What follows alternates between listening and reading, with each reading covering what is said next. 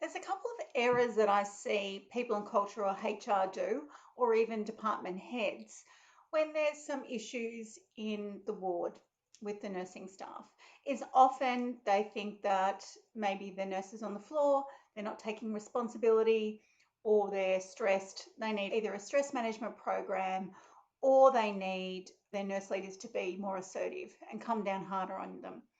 But what this is, often it's a leadership issue. It's not a nurse on the floor issue. So I'm Michelle Taylor. I'm a healthcare leadership coach.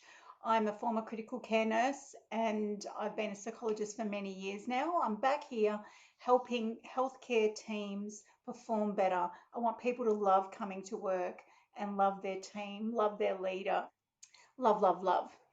So the error that I see people in culture and HR do, and even department heads, is they're looking in the wrong direction for the problem.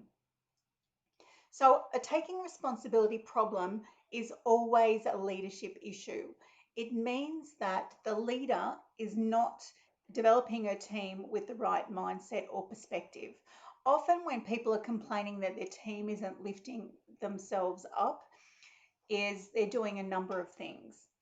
They're either scared to make mistakes, so there's a lack of psychological safety in the unit, and that can come from the leader. The leader having these very high expectations, which is really great because usually the people who are lifted into leadership positions are exemptional and fabulous critical thinking nurses.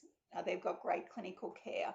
But what happens is if you focus all on the clinical care, you fall into what I call the knowledge trap, is that you're focusing so much on what the best practice should be, you don't focus on the right things to do to get that your team member to do that exemplary practice and that excellent nursing care.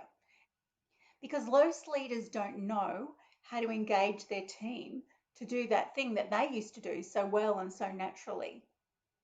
So that's the first one, the knowledge trap that the nurses get stuck in. The second thing is they think to develop their team, they need to tell them what to do. But the new way that we're doing with nursing leadership is that we're developing our team through coaching skills. We're developing their critical thinking skills by asking great questions. So developing your skills as a nurse leader coach is going to be a really great high leverage type of focus for nurse leadership development. But what is critical when you're thinking about coaching is about when to coach. So you have to know when to coach and when to direct because there still needs to be directions happening to get the great nursing care done. So that can be, there's quite a finesse around that. So lastly, the thing about stress is that there is a way for leaders to communicate with their team that will reduce stress. It's interesting to me that this isn't taught to nurses more often, to nurse leaders, how to reduce their team stress. What we do is we tend to send our nurse leaders off to university and master's programs, which is great. However, what happens is it's a long time to do the training and often the skills aren't transferable onto the floor. We want quick, practical ways of doing things. Because I'm a psychologist, I know and I've had many years of training people in these skills.